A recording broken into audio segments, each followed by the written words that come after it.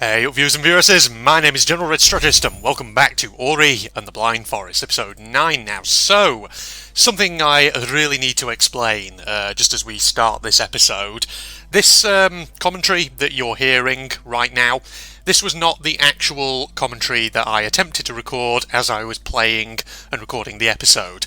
Basically, let's just say I beamed something up during the recording, so my gameplay footage recorded absolutely fine, as you're about to see. Unfortunately, I basically forgot to make sure that on Bandicam I had set the recording function, or the recording output, to my headset microphone, because basically earlier in the day, when I recorded that episode, I had basically unplugged my microphone, my headset microphone that is, from my computer, just for so I could switch it around with another USB cable. And I kind of forgot that what that does is it means that when you next open your video recording software, whatever it may be, you just need to check to make sure that it hasn't disabled the audio recording output, whatever you call it. And yeah, I forgot to do that, so basically I didn't realise that on Bandicam it had the secondary record function for, you know, microphone and all that.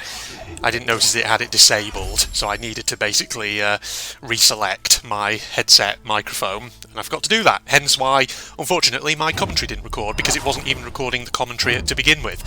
So instead, I'm inserting this post-recording commentary into the episode for you all to listen to, because that's the thing about Ori, you know, the way this game saves, it does it kind of auto-save locations. You can't just like take manual save files every so often.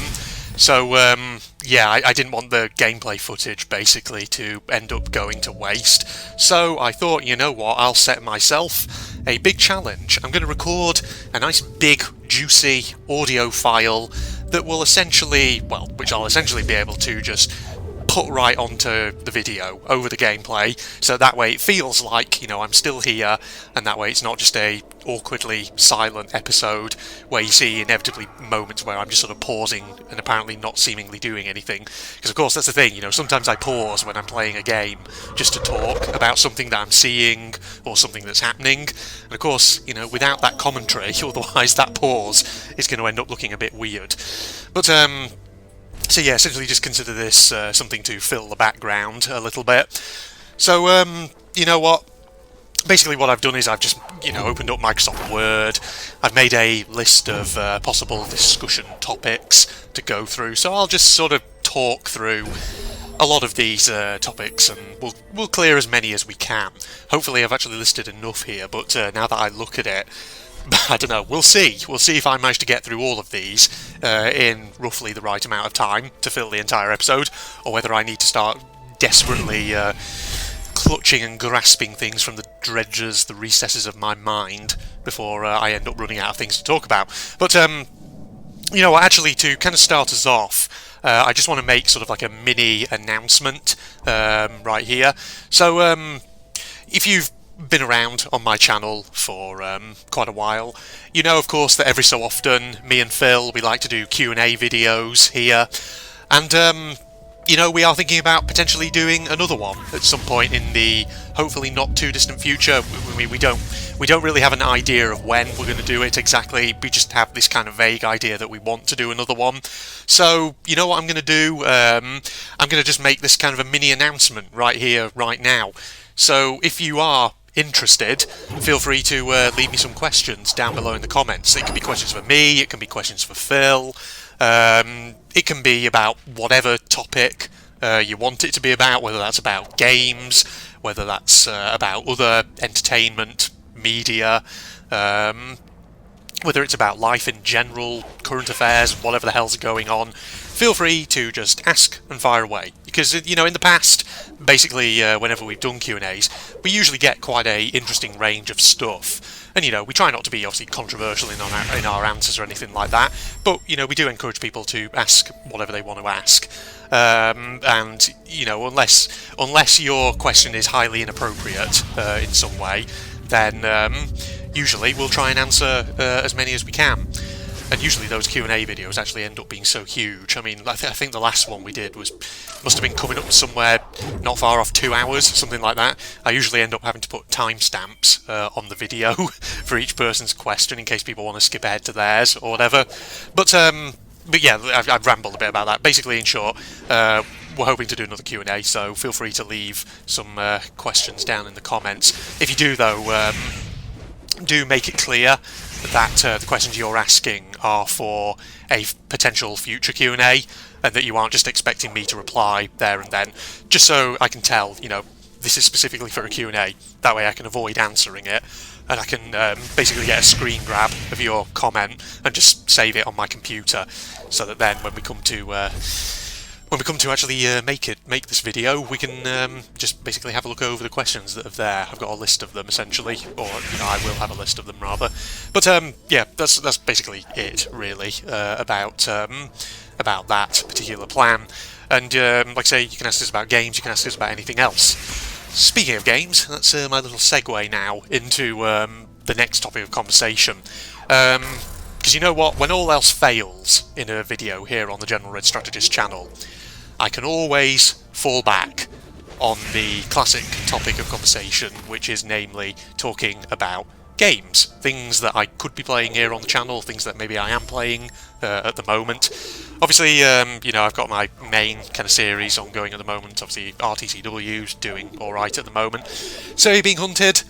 We're continuing with that. The only thing with So You're Being Hunted I've noticed is that, I don't know, these last few weeks, the view count for it has really dropped. And, no, don't get me wrong, I'm not suggesting necessarily that I'm going to discontinue that series, absolutely not. I don't have any plans to do so, and, in that regard, my approach to that series hasn't changed since I last talked about it. But, in essence, like I say, the view count on it has dropped a bit. And but having said that, I'm still uploading videos in that series fairly regularly, and I'm hoping that once we get to episode 400 in that one, because we're not far off, as of when I record this audio commentary here, we're not far off episode 400 in that series, and I'm hoping to maybe do something special for that one, maybe get Phil involved, maybe we'll do a unique challenge of some sort, maybe like an apprentice challenge Mark II. Because that's the thing, I can't remember what episode number it was. It might have been, was it episode 100, or was it something like episode 200 or something, or 300? I can't remember. I feel like it was one of the 100 episodes in my Sir series, but originally me and him, we decided to do like a special one for whichever episode number it was, where he kind of took the hot seat and was actually playing the game with me sat beside him, and he lasted, I think, for all of about 13 minutes before he got killed. But Phil has kind of floated the idea of maybe revisiting that challenge, doing Apprentice Challenge Mark II, so who knows, maybe that'll be something that we have to do.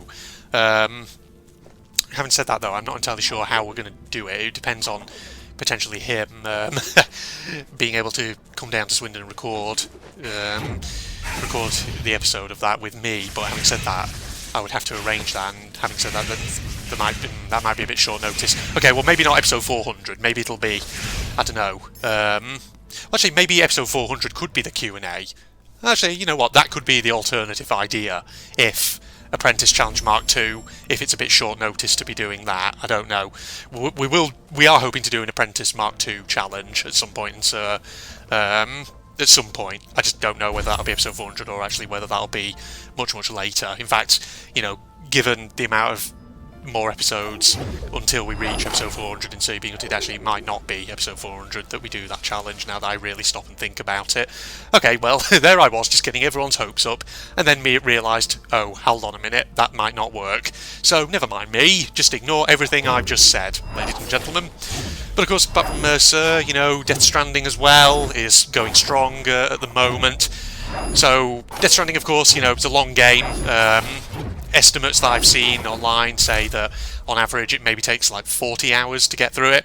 I'm already something like 30 odd hours into it, but for all I know there could be way more to it, yeah. Because the problem with me in that game, the problem with Death Stranding is it's one of those games which already it's quite a long game, but on top of that, it's one of those ones where whenever I play it, I can't help but get sidetracked in it. because there's so much to do in it in terms of returning lost cargo and stuff like that. I just see things in the environment that I have to investigate and I have to pick them up, and as a result I get sidetracked. I mean, some of you would say, that's the beauty of the game. It just sort of appeals to that hoarder's instinct. Because, I mentioned this very briefly in passing in various series, you probably saw, in fact, how whenever I used to play games like Skyrim, because I played that very briefly for a short amount of time on Xbox, on Phil's Xbox, that is. But those sort of games, those kind of RPGs, they're the sort of games where I'm a bit of a hoarder. That's something I found out about myself as a game player in those types of games. Whenever I kind of see like a barrel or a chest or something, I always have to look at what's in it, and I always end up raiding it. It's like in Skyrim, for example, I always end up with an inventory that's chock full of bloody tomatoes or whatever, or potatoes or cabbages or whatever, and then I end up having to dump a load to avoid becoming over-encumbered and all that. But Death Stranding kind of similarly has that. It has that kind of that thing about it where, because I'm a bit of a hoarder in games, I just see things lying in the environment, in the in-game world, and I think, I have to go and investigate that, I have to pick that up and I have to return it, and things like that, and that's just how it goes. But, I think, as for my next kind of recording session with Death Stranding, I'm probably going to really try and push ahead a bit with the story, because things are really starting to kind of kick off in that game now. Some very interesting stuff has been happening in some of the more recent episodes, like episode 28 and episode 30. If you're not watching the Death Stranding series, definitely go and check it out. I mean, admittedly, they are big episodes. On average, they tend to be round about the hour mark. But that's because, obviously, like I say, it's a huge game. If I was doing it in, like, 20 or 30-minute episodes, my god, that series would be... Potentially, we'd be looking at well over 100 episodes. The reason I'm doing hour-long episodes, roughly, for that one is just so I can get progress done in each episode. Kind of like I did with some of my Danganronpa playthroughs, in essence. Speaking of which, actually, Danganronpa, that's, obviously... a fair few weeks ago now, I finished Danganronpa V3, so I've actually completed the whole Danganronpa series of games. And having said that, thing is, there's all kinds of other potential Danganronpa content I could do, because thing is, it doesn't necessarily have to be gaming content that I could do, because thing is, there's all kinds of ideas I have in my head for kind of subsequent Danganronpa content, in terms of maybe like certain videos looking at facets of the games. Because here's the thing, I fucking loved the Danganronpa franchise. Definitely it has shot up to become one of my favourite franchises that I've ever played, just because I thought it was so unique. And I know obviously not everyone likes kind of visual novels, but having said that, I just this one in particular, Danganronpa, I just really enjoyed it. And what's kind of interesting actually about Danganronpa is, you remember I did a playthrough, a one-off episode, looking at Danganronpa Dead End, which is what is known in the Danganronpa community as a Fanganronpa, i.e. it's a fan-made Danganronpa project rather than an official one. And that was really interesting, that Danganronpa Dead End demo, the playthrough I did of that. But apparently, I think sometime this month in June, or is it July, actually, I'm not mistaken, but apparently Danganronpa Dead End, there's going to be another demo release for it, and this time, this new demo is actually going to have proper voice acting to it, because that's the thing, apparently the team creating this fan-made Danganronpa game, they've actually got VAs to actually do the voices for the characters, so knowing me, I'll probably go back and play that when it comes out, if and when it comes out, because I'd be very interested in seeing what some of the VA talent is like, because that would just be something else that I could do on the channel. And in the meantime, though, there's lots of other Fanganronpas in the works. There's like one called Project Eden's Garden, which is going to be like another fan-made Danganronpa game, which, go and watch like the announcement trailer for that, for example. It looks really interesting. The art style looks really striking as well. It looks like it could actually be a mainline Danganronpa game. But apart from that, there's also other fan-made Danganronpa projects, which are not games, but they're more like video series, web series here on YouTube. So I'm wondering if maybe, I don't know, would there be room to potentially do content around those? I mean, obviously the only thing with those things is that they would require a bit of, how to say, editing on my part, which obviously takes time. So whether I could kind of slot that in, I'm not sure, but who knows? Maybe, maybe not. But, still on a kind of a different sort of topic, but kind of related to what I'm talking about potentially, you know, in terms of doing more sort of Danganronpa based content. Another idea, actually, I had in recent weeks for something that I could do on the channel, and again, this might take a bit of editing, so it would be kind of dependent on me finding the time to actually do it. But then again, it doesn't have to be like a regular thing, it could just be something I do on occasion. And I think I mentioned this to Phil in a video that he joined before, and he, you know, sounded like he thought the idea was quite interesting. So, you know, if you're active in the Danganronpa fan community, you might, you know, have seen all the beta character designs of the characters for those games. And that's, you know, I've seen a few of them myself, and let's just say some of them look really wacky and interesting and weird.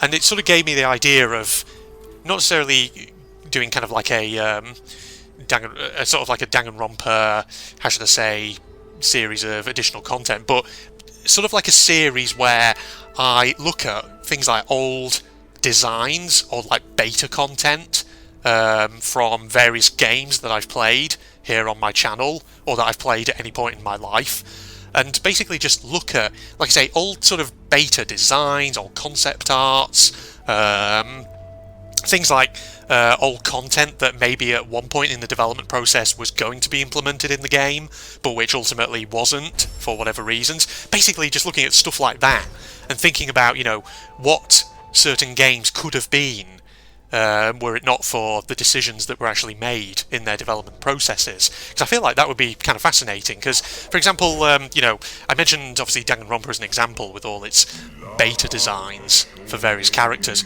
but I was also looking online recently at the Rayman pirate community, as it's called, and on their kind of wikia, they have pages that are dedicated to cut content from games like Rayman 2 and Rayman 3, and particularly in regards to Rayman 3, there was some interesting stuff on there, which I thought, yeah, that's kind of interesting. So I was thinking, you know, I could even produce an episode on that, for example. Or what about Return to Castle Wolfenstein? The other big game that I play here on my channel, which most people are watching. You know, that I'm sure there's probably lots of cut content that at one stage in its development was going to be in that game, but which for various reasons ultimately was not implemented, whether because the devs just thought it would be maybe too difficult or whatever, or it just didn't fit. So maybe that's an idea. Another one I have seen old artworks for was Captain Claw, the 2D platformer that I do on occasion here on the channel. I did find on the Captain Claw Recluse website, the fan website, they have some downloads on their page, and some of the stuff in there is really interesting. There's like old, well, not old, but there's like interviews that certain fans have been able to conduct with people who were involved in the development of Captain Claw. And there's even, at one point, I found a download on their page for, it was like a zip file, but it had loads of like really rough artworks for proposed Captain Claw characters, and like just character designs, basically, stuff like that. And some of them are literally like done in pencil and pencil crayon, and it looks really interesting. So I thought, you know, that would probably be good for a video of that kind as well, just looking at old content and stuff like that, seeing what made it in and maybe what didn't. So, you know, that's just an idea I had, and it's an idea that the more I think about it, the more I'm kind of warming to it, and I'm sure, you know, people in the comments may well have their own opinions on that. So, you know, if you have any thoughts on that, if it sounds like something you'd be interested in, or if it sounds like something you'd be entertaining, or then again, if you think it's a stupid idea, well, I guess feel free to let me know. But yeah, that's just an idea that I had. Okay, I did say I was going to, you know, talk a lot about games and things here on the channel, and I just got sidetracked then talking about that idea for not a specific kind of Let's Play series or anything like that, but just something vaguely game related. But speaking of actual games, you know, I talk about this from time to time on my Sir You Being Hunted series and in other videos I do on other series about just games that I want to play here on the channel. And, you know, I have my main kind of three series, Death Stranding, RTCW, which, you know, they are published on a fairly kind of regular rolling schedule. But then, every so often, of course, I try to I try to publish bonus content as well. And you know, these last kind of few months, I've actually done hella well in actually doing that. It's been incredible. Like, there have been some weeks where I've literally been publishing like 2 videos a day, which is pretty crazy when you think about it. And you know, some people might ask, man, Red, don't you have like a fucking full-time job outside of YouTube? I do. So how do you manage to do all this? Well, it's because, you know, I seize a lot of my spare time, opportunities I get in my spare time to just record stuff. And thing is, what you'll often notice is that the bonus content here on my channel, it really kind of took off when I got my current internet provider, because obviously I'm now on a super fast fibre broadband deal, and you know, when it comes to uploading videos onto the channel, it is so good. It uploads videos way quicker than my old cheap budget internet connection that I used to have. Man, God, I'm amazed that I actually stuck with that old internet, that old cheap budget one for so long, given how shit it actually was. Seriously, now that I've got this new one, this super fast broadband, I'm never going to look back, probably. But on top of that, apart from that, thing is, like, if you look at a lot of my videos, there's not really a lot of super fancy editing that actually goes into them. Because, you know, you watch some channels out there on YouTube, and you watch their videos, and there's a lot of fancy stuff that goes into them, you know, like putting like flashing images that appear on the screen, and strange like graphical effects and things like that, humorous little insertions and whatever else have you.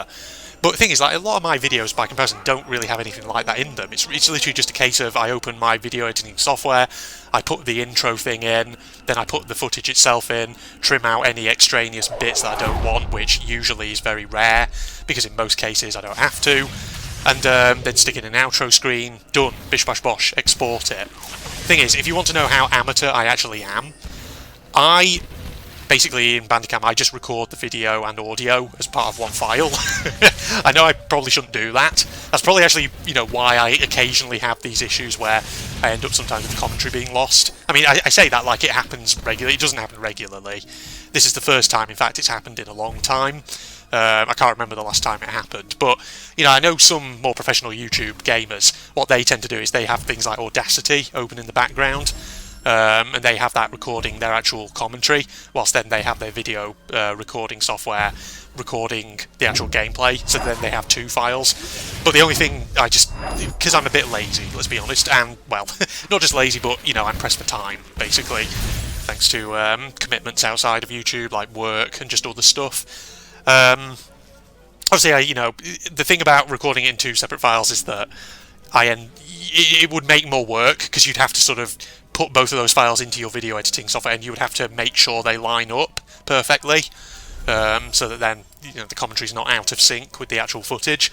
And, you know, given, like I say, that I'm just pressed for time, I don't really have the time to do that, hence why I take the more amateurish road of just recording audio commentary and gameplay footage in one file. Yes, I know some of you might be shocked and aghast at that, but that's the way I do things, and you know what? It's worked fine for me for the most part for the last, well, ever since I've been doing my channel, basically. So I'm not going to change that anytime soon. But yeah, sorry, I just digress like crazy there. What am I doing? What was I originally talking about again? I was talking about something to do with friggin' my with games I wanted to play here on the channel and all that. Okay, you know, looking for example at how long I've been actually speaking for in Audacity as of when I record this post-recording commentary. I think, you know what, I've got enough to talk about until about 35 minutes or whatever. I reckon I can just keep going without the need to pause to record, well, go and check for some more topics that I could talk about. So, games that I want to do kind of more of here on the channel. So there's ones which I've already done, you know, random bonus episodes of before. Wolfenstein 2, the new Colossus, that is one that I need to get back to. So, you know, me and Phil, we've already done about, I think it's like 3 or 4 episodes of it here on the channel. But the thing is, I'm so behind on the Wolfenstein franchise at the moment. I need to play more of that. I need to complete it. And I'm thinking, you know, it would be good maybe for me to just apologies if you just heard me adjust my microphone. It'd be good for me to just basically go back to that game and just play more and more and more of it. Not necessarily with Phil, but just even on my own, if necessary, and just get through more of it. Because, you know, once I've done that, obviously there's then Wolfenstein Youngblood as well. I remember I did a big preview video of that when it came out, but I haven't done any more of it since then, because I kind of thought, you know what, let's not play the games out of order here. I should really be playing Wolfenstein 2 before I play this. So yeah, I've got to get Wolfenstein 2, the new Colossus, done, and then I've got to get onto Wolfenstein Youngblood and do some of that. But other games as well that me and Phil have done bonus content here on the channel. On Spyro, the Reignited trilogy, we did about, I think we've already done like 2 or 3 episodes of that. I really want to play more of that, because, you know me, I do like my 3D platformers, especially that one, because it's so colourful, and the controls are so smooth, the game handles really well, it's just a real pleasure to play. So I want to play more of it, because obviously there's a lot to it. It's the original 3 first Spyro games, combined into one big package, one big remastered package. And I know, obviously, after I've done that, Phil wants us to maybe take a look at the Crash Bandicoot N. Sane trilogy, which, again, is the remaster of the first 3 Crash Bandicoot games. And I've got that on Steam, and I definitely want to take a look at that as well, because, again, it's cartoonish 3D platforming fun, which sounds like it's right up my street. But apart from Spyro Reignited, there's then Half-Life 2 Episode 2, because I played Half-Life 2 Episode 1 not too long ago, and I really need to get to Episode 2, because I'm sure people want to see that. Sakura Beach as well, which I released a bonus video, a second episode of, not too long ago. That's another one that I wouldn't mind playing more of, and actually getting done, because apparently it's not a huge game. I think it probably is actually only like a few hours, or a couple of hours. I don't know, but the thing is, like, the Sakura games, there's so many of them, and as far as I'm aware, they're all pretty short, and I have 3 of them actually on my Steam library. So Sakura Beach, I have that, I have Sakura Beach 2, and I have Sakura Swim Club, I think it is, but like I say, there's loads of other ones, so who knows, maybe one day I'll get some of them. Other videos, other games rather, that we've done, like Sherlock Holmes, The Secret of the Silver Earring. That's another one I'd love to get back to as well, because that's an old one. That's an oldie, but a goldie. And thing is, I've actually got quite a few Sherlock Holmes games in my Steam library. So, you know, I don't just want them sat there, kind of slowly accumulating dust, the digital equivalent of dust. I want to actually play them at some point, so, you know, that's probably a game I'd want to get back to. And I imagine the Secret of the Silver Earring game, I imagine it's probably not too long, given that it's originally from the late 90s or early 2000s, I think. I think that was round about when it was released, I'm not sure. So that would be good.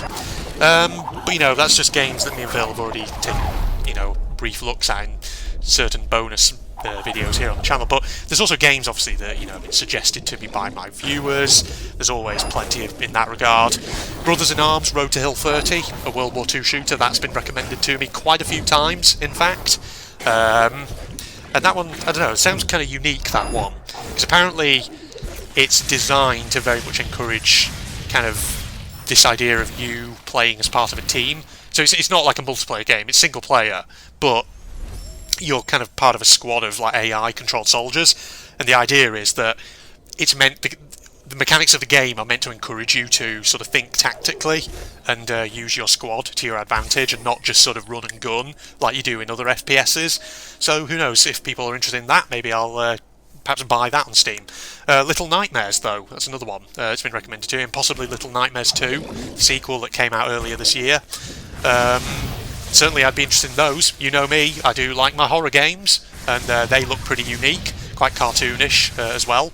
Another game, actually, that got recommended to me by a viewer, I can't remember who it was, and it was quite a while back, but I do have this one in my Steam library, is Delver. If anyone doesn't know what that is, it's, how do I describe it? I think it's like a dungeon crawler, and it has a very kind of colourful looking aesthetic to it, so that might be another one that I could do. SCP Containment Breach, sticking actually with horror, or rather going back to horror for a moment. That's apparently been through updates since I last played, and admittedly the last time I played it was my SCP Containment Breach Series 2, which was quite a number of years ago. So who knows, maybe that would be one I can come back to, because you know me, right, because obviously if you remember my Series 2 of Containment Breach, you remember that was actually up there as being one of, if not my favourite horror game out of the, admittedly, not a very huge selection of horror games that I've ever played in my life. But, so who knows, maybe go back to that. And then, apart from all the games that people recommend to me, there's all the games that I have on Steam, in my Steam library, on GOG, EA Origin, things that I just really like the look of and want to play. I've got a load of horror games that I would love to do at some point. It's like Soma, for example. God, I've mentioned that so many times in various series, how I want to play that. I really need to get to that game at some point. But apart from those, I've got other horror games. Obviously, the Penumbra series. I think I have all 3 of them, if I'm in my Steam library, if I'm remembering correctly. But apparently they're quite good. I just need to remember what order you're supposed to play them in, because I can't remember off the top of my head. Then again, probably people in the comments could actually explain that to me. God, I need to drink some tea. Been talking and yammering on for so long. I've got another horror game as well called Lethe Episode 1. Don't really know much about that one, but apparently it's decent, just judging by some of the Steam reviews. Doorways, Holy Mountains of Flesh, Doorways Chapter 4. I've had that in my Steam library for years, and I've never played it. I need to play it, especially since I played the original 3 chapters way back when on my channel, and they were good. It was a good game, good little indie horror. So that's one that I definitely need to go back and play that, just so I can say I've completed the Doorways franchise. Because the thing is, with my current PC build, I should be able to handle them with a good FPS and all that. Because that's the thing, the original 3 chapters I played on my PC that I had before my current build. So FPS wise, it was a bit laggy from time to time, but wasn't too bad though. But another horror game that I have had in mind for a while, is a unique one called Cry of Fear. I'm sure people have heard of that one. By all accounts, it's terrifying, that one. But it's actually quite unique, because apparently that one started out originally as a mod for Half-Life 1, until it was released, or turned rather, into a standalone game and released for free on Steam. You don't have to pay money for it. And yeah, people generally in the Steam reviews say that one's pretty good, and that one is pretty scary and is worth playing. Apparently it's got quite like a Silent Hill vibe to it. Another series I've also talked about, Silvio 1, Silvio 2, a couple of other little indie horrors, which I do have in my Steam library, so who knows, maybe I'll check them out at some point.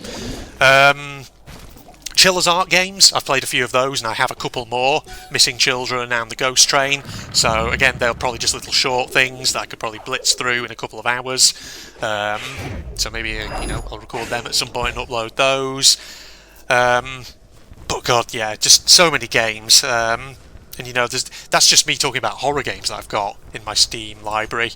That's, ignoring all the other non-horrors that I've got, like Ghost of a Tale, for example. I've mentioned that before, quite a while ago in fact, which basically looks like a more graphically striking Redwall game. And speaking actually of Redwall games, some of you might be wondering what's going on with Lost Legends of Redwall Act 2.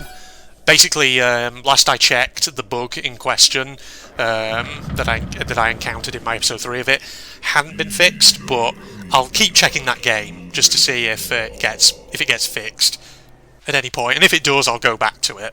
But other titles, I've got some old school titles actually in my Steam library. Chaser, a shooter from 2003, which I remember actually playing the demo of back in the day when I was a kid. But I never played the full version of it. Red Faction, I think I have that in my Steam library, I'm not sure. A game called Hydrophobia, which apparently at the time it was released it was a bit buggy, but since then it got patched, and actually is now quite decent and playable. There's that Necrovision game as well, which I've done a couple of bonus videos of here on the channel. I'd love to go back to that as well and play more of that. Oh man, so much. As well as other titles as well, which are apparently known for being hilariously bad. I've got one called The Stalin Subway, which, again, this is another one that I remember playing the demo of back in 2003, or whenever it was, when I was a kid, and I remember it being hilariously awful, and apparently it's now on Steam, and I have it in my Steam library, so who knows, maybe I could do that. But it occurs to me, actually, we are coming up to 34 minutes, and I probably need to wrap this episode up here. So, actually, didn't manage to get through all my topics, so I had enough there to talk about. In that case, Facebook and Twitter links down below, along with a link to my propagandist channel for anyone interested, and if you enjoyed, don't forget to leave a like, comment, subscribe, all that jazz. Hope you enjoyed this episode of Ori, despite the commentary beansing. Goodbye. Uh-oh, we've got enemies. Hey. Ooh, that's a new type of enemy. Ow, that hurt. What are you? What are you? You're a hoodmonger officer, apparently. A high-ranking officer who well deserves his status. Very few people to receive so many decorations. Okay, he has a little triple attack as well. Yeah. You've got a power-up though, that's the thing. Ow. Jesus. Shooting me to pieces. Get. Fuck you. Screw you, you bastard. Oh, where'd you go? Flippin' heck. Jeez. Right, let's get up the staircase. We need to open this door here.